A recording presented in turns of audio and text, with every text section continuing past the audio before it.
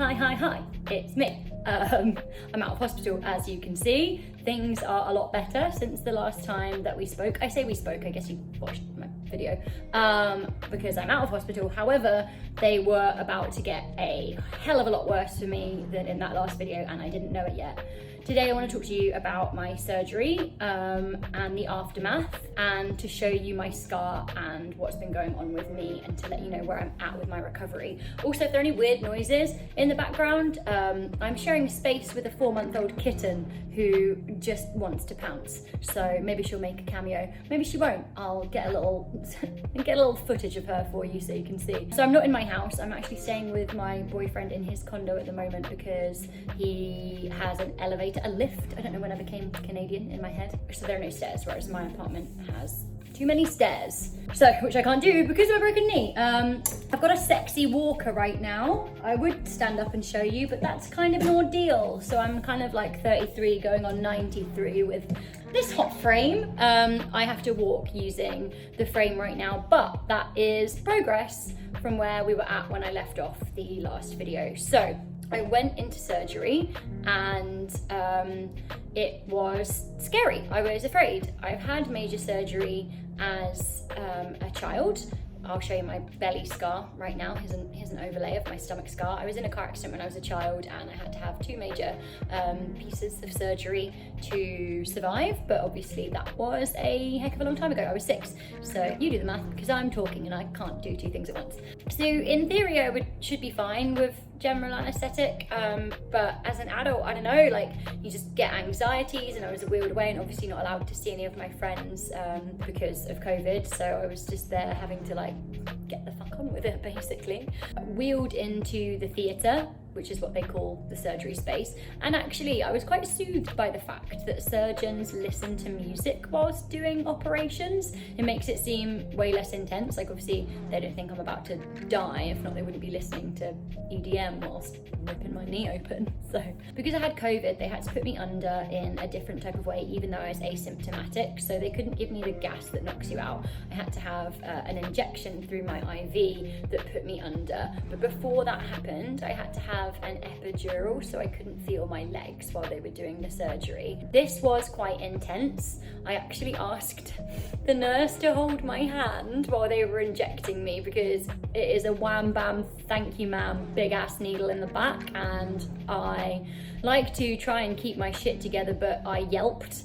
I'm glad she held my hand, miscellaneous nurse.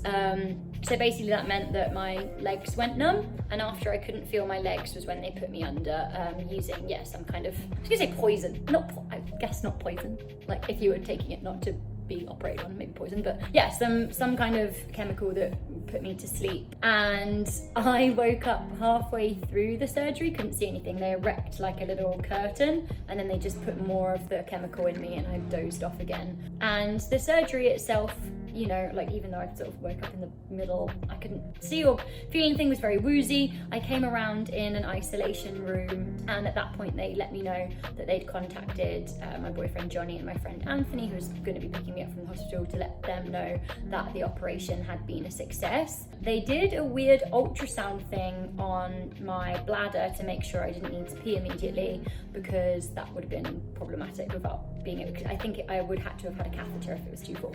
I'd been starved all day. We talked about that in the last video. I had to be starved every time there was a possibility of surgery. By this point it was around 10:30 p.m. at night. I hadn't eaten anything, and so they gave me a piece of cheese and a Canada Dry, and I'm glad I got that in me when I did, because I was unfortunately about to be in a world of pain. So my surgery ended and I couldn't feel anything for a while, but this is where things went wrong for me. While the surgery was a success, the pain management afterwards was not. The nurses asked me where my pain level was when I came out of surgery and was wheeled back into my room, but obviously because I'd had the epidural I couldn't feel anything yet, so they didn't give me any pain meds, which was a huge mistake. They probably should have got some in me preemptively for what was about to come, but they didn't, and so I dozed off after being back on my ward. I'd spoken to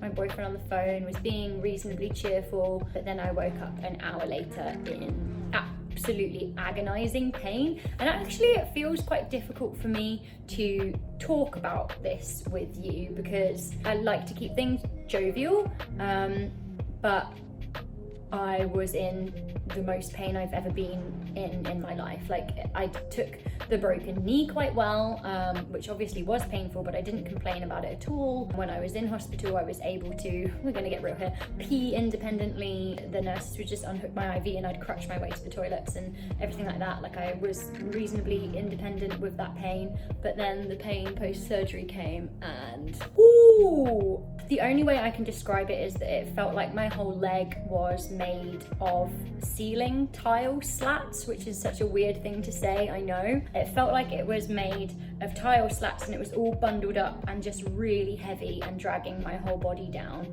The pain wasn't even in my knee really, it was in my ankle. I don't know why, like some kind of displacement, but it was excruciating and nobody had really prepared me for that. Not, I guess like, so post-surgery is going to be painful, but I had no idea that I would be so sick with pain, and I was. So unfortunately that evening there was a replacement nurse on the ward who hadn't met me before, so didn't know that I had been being super independent, and I don't know whether she took one look at me and was like, young girl screaming in pain, she's weak. Do people do that? I don't know. I don't know if they should be nurses if they do that, but maybe. So she like didn't really seem to care that much.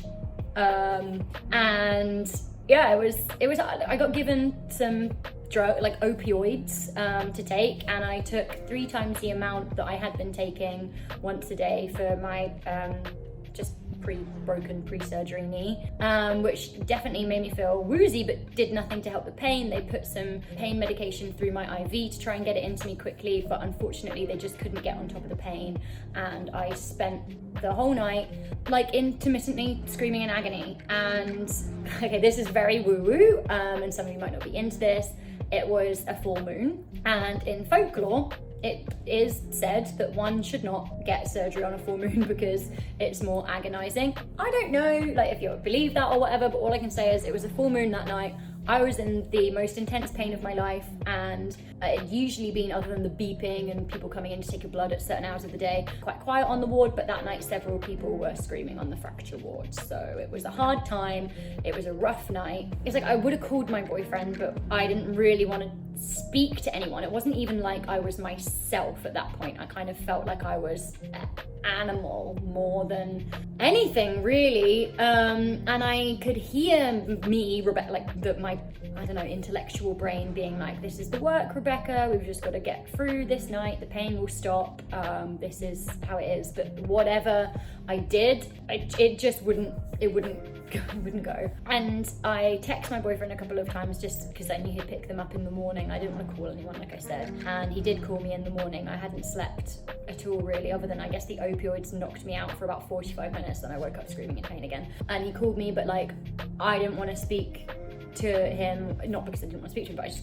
couldn't. I felt so sick with the pain. Like I had been doing this whole Instagram thing, telling the story in a jovial way up until the point of the surgery, but the whole next day I couldn't share anything. I just didn't want to. My mum was calling me from England, obviously in concern to make sure my surgery had gone okay, but I couldn't speak to her, so I just texted Johnny, like my boyfriend, and some of my friends, and were just like, can you please speak to my mum for me, because I just can't. And by the next morning the original nurse had come back on the ward and was absolutely horrified at the state of me, and she said to the temporary nurse, who had been very brash, you don't understand, like this girl has not complained about pain once, has been very independent. If she says she's in pain, she's in pain. It does get grislier, so I'll tell you about it just to keep it real, but I don't want you to think of me this way. I had to pee by the morning, and I was in so much pain that I could not move from the bed. I couldn't lift my body. I feel like I've told you how much fucking pain I was in.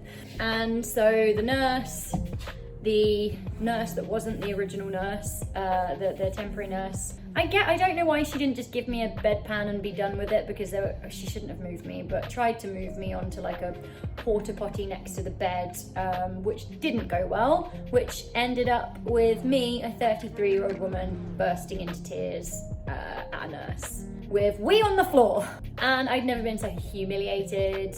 And you know, like, you can tell, I guess, by looking at me that like I'm good to laugh at myself and everything like that, but I have a reasonable amount of pride, and at that moment all pride was gone. It was awful, purely awful. The whole next day was, I guess the pain was slowly ebbing, but I was still really intensely in pain. And the physio came round and the doctor came round, and they decided not to discharge me that day. And usually they would turf you out. If I hadn't have had my surgery so late in the evening, they would have turfed me out of the hospital, and I would have been screaming in pain at Johnny's house, not being able to pee. And we have not been going out for that long. It would have been, I don't even want to think about what it would have been like, honestly. If I thought I was humiliated there, doing that in front of a newish boyfriend would have been wretched. So I had to stay in another night. By that evening, things were getting better for me pain-wise. I still couldn't get out of bed, but they'd given me my own supply of bedpans, and I was just about able enough to lift my body to be able to make that work. I know this is grim, but you know, that's injuries for you. And then by the next day, the physio came round and managed to get me out of bed, and I was then able to use the toilet on my own. I'm sorry, this is grim. And then by the next evening, I was in a drug haze, because that's what I had to be to not feel in excruciating pain, but they did discharge me. One of the things that really stressed me out when I woke up is that nobody told me that when they operate on you, they dye the area that they're going to operate red. So the first time that I looked at my leg, it was in its cast, and I could see the bandages through the knee section where my scar was going to be, but obviously it had been covered over and bandaged over. My leg was bright red, and I thought that this had something to do with the pain. I was like, you know, there's something very wrong. My leg is bright red. But it turns out, even though I was in a lot of pain, that that's what they do when they operate on you. So, random fact for you there. You might be wondering how I washed in this scenario. So I shot a little video of the bath I had to give myself, basically in one of the bedpans, not used. I had some hot water and a flannel, and Honey just had to go for it. But yeah, an in-bed bath, a good time for all. So then I was discharged, and basically my saint of a friend, Anthony, my saint of friends, Anthony and Hayley, came and picked me up from the hospital. It was the night after a major snowstorm as well, so I had to be wheeled through the snow a little bit, and they managed to pick up my prescriptions for me and get me back to my boyfriend's house. And I passed out pretty early that night, and I wasn't right really for about a week. I was on the pain medications, but like I said, they're opioids. They make you high, but they also have a lot of horrible other side effects like constipation, so you can't so by the time I finally was able to go on my own, I couldn't. It's not a good time to be taking those, so I stopped taking those as soon as I could, as soon as the pain would allow. And then we're at the position where I had to be off, like basically off my feet for a couple of weeks. And if I needed to get around, using my walker. So then after 2 weeks, I went back to the hospital to have the stitches removed. And at that point, I saw an x-ray of my knee. Now I thought that I was just having one pin and some bone grafting in my knee. So you can imagine my surprise when I was confronted with this image. So it turns out it was actually quite a major surgery. I have 8 pins and a plate that I had no idea were in there, nobody told me about. Which is probably why I was in such agonizing pain. There's a lot of metal for my body to adjust to, and it is still adjusting to. The surgery was now nearly a month ago, and it's something that I'm still trying to feel my way around. But up until that point, 2 weeks after my surgery, I did not know that that is what was in my leg. I then was able to see my scar for the first time because they took the staples out. I am going to show you, but I just want to give you a quick warning because it's a little bit grisly. So yeah, I now have a brand new scar to match my stomach scar. I think it's about 8 inches on my leg. What's really freaking me out right now is that there's string coming out of my scar, if you can see that. And it's really grim, I know that. String. And I'm like, if I pull it, what's gonna happen? That doesn't really bother me at all. I've grown up with a scar, so having another one, I'm just very happy that I should be able to make a full recovery from this and walk again, because it's been 4 weeks of not walking now, and let me tell you, it kind of sucks. I'm a very independent person. I like to go live my life and do my things, so not being able to do that and having to rely on my boyfriend looking after me in what is a relatively new relationship is it's hard. However, I get to go back again to the hospital in 2 more weeks and then start the process of attempting to walk again. So at that point, I think I'll be given a very sexy cane and trade in my walker here and start trying to put weight on it. Now I'm trying to do a little bit of moving of the knee. I've got a little bit of a bend, so before my next appointment, I need to try and bend my knee a little bit. So that's where we're at now. So yeah, that's my new scar. That's my post-surgery story. Now I'm happy to report that I'm not in that much pain. The only real pain I find is that it's getting better, but sleeping is very difficult because I'm only really able to sleep in a couple of positions without it hurting. Immediately in the aftermath of the surgery, I could only sleep in one position, and that was a nightmare. The way I have got around it is with a very big, long hot water bottle, which is pretty comical, that I line up against my leg, and a sleeping pillow that I think a lot of people use for pregnancy, but it can also be used for injuries, and that's helped a heck of a lot. I know some of you watching this have had similar fractures, and maybe some of you are watching this in the future because you have, like, the SEO has given this to you. So that's my advice on sleeping there. Get a hot water bottle and get a good body pillow. I'll update you as I go along. I might even